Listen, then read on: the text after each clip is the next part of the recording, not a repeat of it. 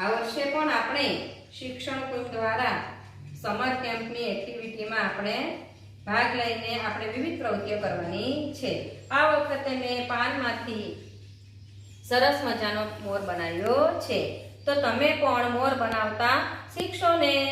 તો મેં વિવિધ પાન લીધા છે। આ પાન લીધેલું છે, આ વિવિધ પાન છે, આ ટગરીનું પાન છે, આ વેલીનું પાન છે, આ એની કલગી બનાવવા માટે મેં બીલીનું પાન લીધું છે અને આ કાર્ડ પેપરની મદદથી આપણે મોર બનાવવાનો છે। તો આ મોરની પીઠ બનાવવા માટે આ પાન મેં અહીંયા આવી રીતના મૂક્યું છે।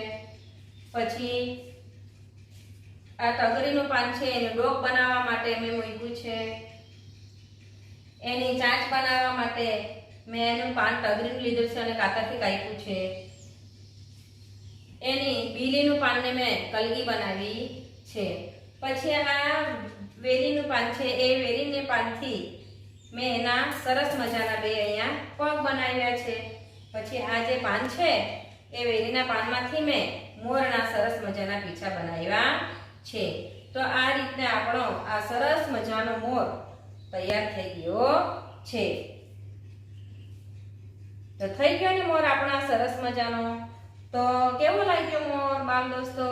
તમે પણ વિવિધ પાનની મદદથી વેકેશનમાં ચોક્કસ મોર બનાવવાનું ટ્રાય કરજો અને આમાંથી આપણે વિવિધ પ્રાણીઓ અને પક્ષીઓ જેવા કે હરણ, દેડકા, મોર, કબૂતર, પક્ષીઓ, પ્રાણીઓ એ આ વિવિધ પાનની મદદથી આપણે બનાવીશું।